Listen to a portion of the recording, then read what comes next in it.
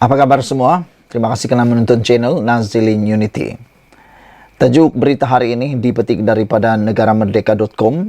Panas. Bekas setiausaha politik Sanusi didakwa kerana rasuah. Apa yang jadi selepas ini?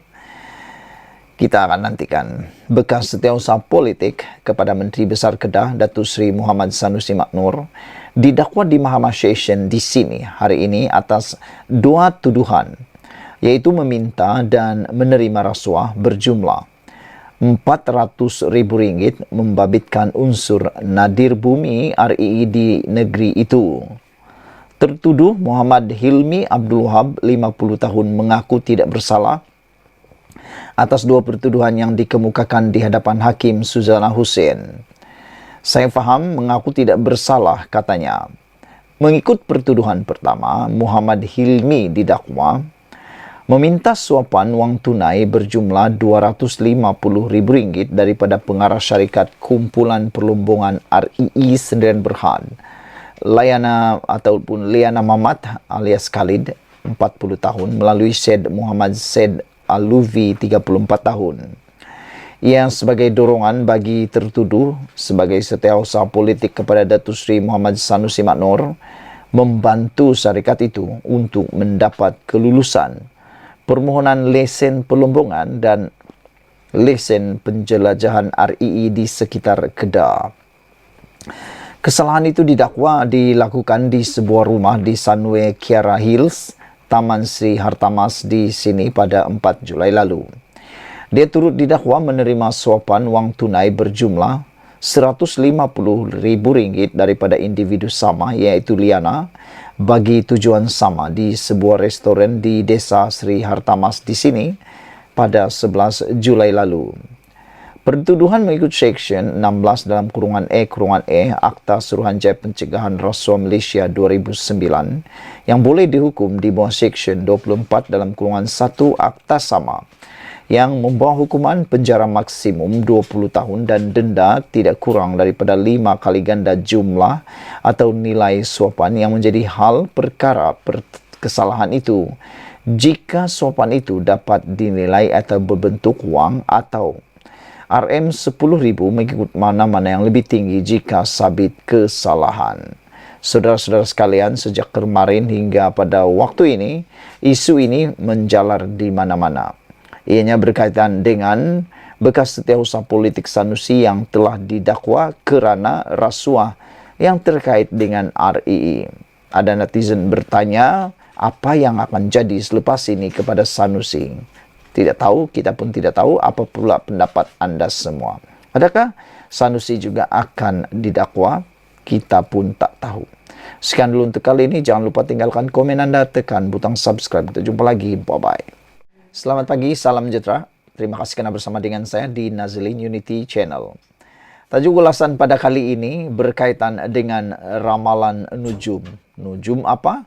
Nujum politik. Yang mengatakan Madani cuma bertahan 3 atau 4 bulan. Tapi apa yang jadi?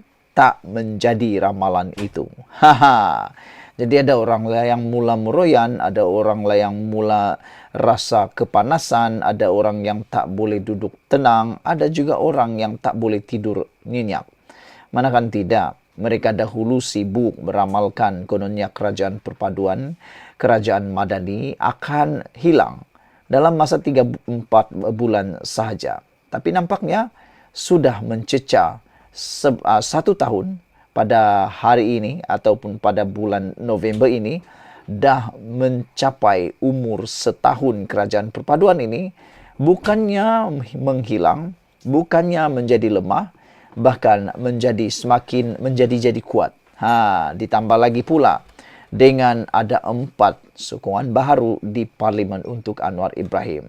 Jadi ramalan nujum Pak Belalang tu, ramalan nenek kebayan tu bukan untuk rupa-rupanya kerajaan perpaduan atau Madani, tapi untuk kerajaan ataupun untuk pembangkang pula, iaitu Perikatan Nasional, khususnya Parti Bersatu, yang kelihatan sekarang makin tidak bermaya lagi dengan pelbagai masalah dalaman, juga masalah-masalah yang tertentu. Datuk Seri Anwar Ibrahim bukanlah figura asing dalam politik Malaysia dan ketokohannya menerajui kepimpinan Kerajaan Persekutuan dalam tempoh setahun lepas terbukti dalam melakar lanskap politik baru dan memulihkan kepercayaan rakyat kepada prinsip demokrasi. Ahli Parlimen Tambun itu memegang tampuk kuasa pemerintahan tak kala politik tanah air berada dalam ketidaktentuan berikutan keputusan pilihan raya umum ke-15 julung kali menyaksikan tiada parti atau gabungan politik yang mendapat jumlah kerusi majoriti bagi membentuk kerajaan. Kebijaksanaan Anwar yang memimpin Pakatan Harapan PH berjaya meyakinkan Barisan Nasional BN dan Parti Politik Gabungan Parti Sarawak GPS dan Gabungan Rakyat Sabah GRS untuk bersama-sama menyertai pembentukan kerajaan perpaduan sekaligus membawa kestabilan dan meredakan suhu politik serta melicinkan urusan pentadbiran Putrajaya. Penganalisis politik Mujibu Abu Muiz berkata dalam tempoh setahun ini, Perdana Menteri ke-10 itu berjaya memimpin kerajaan pusat tanpa tekanan politik keterlaluan maupun isu-isu berisiko yang mengganggu gugat pentadbiran negara. Kejayaan Anwar mengembalikan kestabilan politik bukan sahaja penting dalam meningkatkan keupayaan kerajaan, membawa lebih banyak kebaikan kepada negara, malah turut memulihkan kepercayaan rakyat pada sistem demokrasi yang sebelum ini dianggap sakit tenat, kata Pensarah Kanan Sains Politik Universiti Teknologi Mara UiTM dan fellow penyelidik Ilham Center itu kepada bernama. Mewarisi tampuk kepimpinan negara susulan gelora politik pasca pilihan raya umum ke-14 yang menyaksikan negara dipimpin 3 Perdana Menteri berbeza dalam tempoh kurang 4 tahun, pengerusi PH itu akhirnya atau awalnya dilihat berhadapan tugas sukar dalam mengemudi kestabilan bahtera kerajaan perpaduan. Ramai pemerhati politik serta penganalisis malahan pemimpin politik sendiri menjadi ahli nujum. Meramalkan Anwar bersama barisan jemaah menterinya cuma akan bertahan 3 atau 4 bulan sahaja sebelum tenggelam di badai gelombang hijau yang dibawa gabungan pembangkang Perikatan Nasional PN. Kerajaan-kerajaan terdahulu pasca PRU 14 sentiasa dalam keadaan ragu-ragu mengenai keabsahan mereka.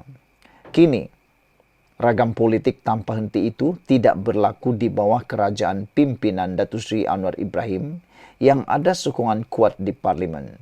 Jadi boleh fokus sepenuhnya pada pembangunan negara, kata Mujibu. Anwar mengangkat sumpah jawatan Perdana Menteri pada 24 November 2022.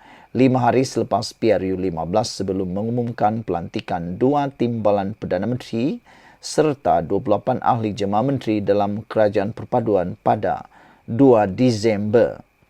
Pensarah Kanan Fakulti Sains Pentadbiran dan Pengajian Polisi di UiTM Kedah, Dr.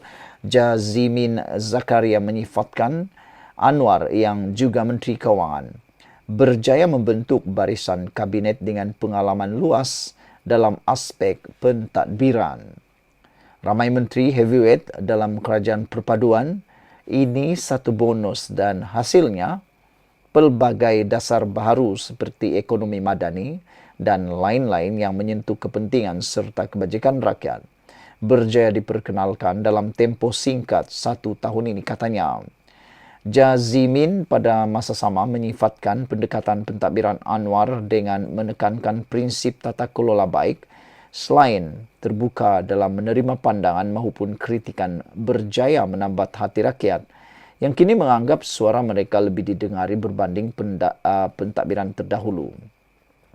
Geostrategis dan fellow Kanan Akademik Penyelidikan Strategi Nusantara, Profesor Dr. Azmi Hassan, berkata, anak jati Cherok Tok Kun, Pulau Pinang berusia 76 tahun itu berjaya menggilap semula nama negara di persada antarabangsa, menerusi ucapan pada pelbagai persidangan antarabangsa yang mendapat perhatian dunia terutamanya ketika ini, yang tegas dan lantang membela nasib dan hak rakyat Palestin ekoran konflik di Gaza. Perdana Menteri tanpa teks, itulah Anwar.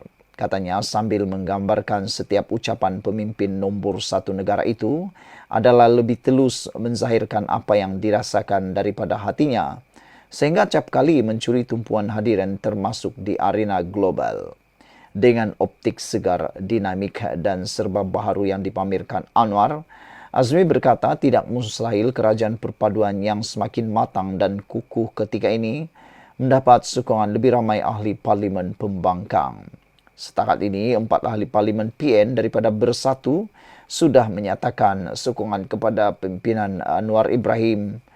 Beliau kata, saya percaya selepas ini lebih ramai ahli parlimen akan menyatakan sokongan kepada Anwar Ibrahim. Ini bukan sekadar soal nak dapatkan peruntukan, tetapi sifirnya surplus dan defisit, yakni peningkatan keyakinan kepada kewibawaan kerajaan perpaduan dan hilang keyakinan kepada pimpinan PN untuk menjadi pembangkang berwibawa, katanya. Dalam pada itu, langkah Anwar melantik 2 Perdana Menteri yang pada hemat ramai hanyalah satu gerak catur politik, sebaliknya dilihat dari perspektif berbeza oleh fellow kanan Majlis Profesor Negara, Datuk Dr. Jennery Amir.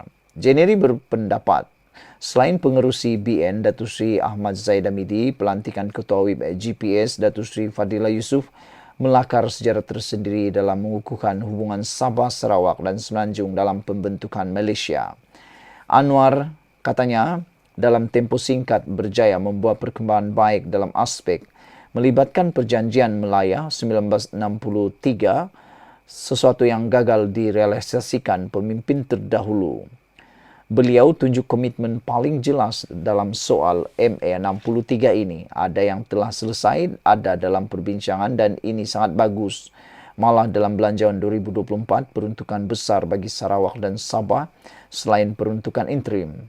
Ini untuk kurangkan kesenjangan pembangunan, bukan sahaja antara bandar dan luar bandar, dan 2 wilayah ini malah dengan Semenanjung. Anwar betul-betul tekad mahu rapatkan jurang itu, termasuk jurang politik, infrastruktur, pendidikan, sosial dan ekonomi serta budaya ke arah integrasi yang lebih mantap bagi memungkinkan nilai madani itu dapat direalisasikan, katanya. Menurut Jennery, madani bukanlah sekadar satu slogan kosong yang dilaungkan Anwar. Sebaliknya, benar-benar diterjemahkan dalam pentadbirannya, malah terbukti dalam tempoh singkat berjaya menghapuskan persepsi negatif rakyat Sabah dan Sarawak yang selama ini sering berasa terpinggir dan dianaktirikan oleh kerajaan persekutuan.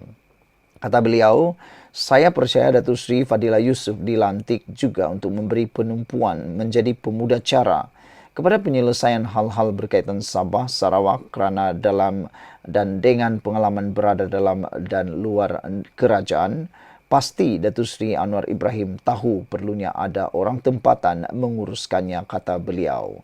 Ramalan Nujum kata Madani cuma bertahan 3-4 bulan, tak menjadi. Sekian dulu untuk kali ini. Jangan lupa tinggalkan komen anda, tekan butang subscribe. Bye-bye.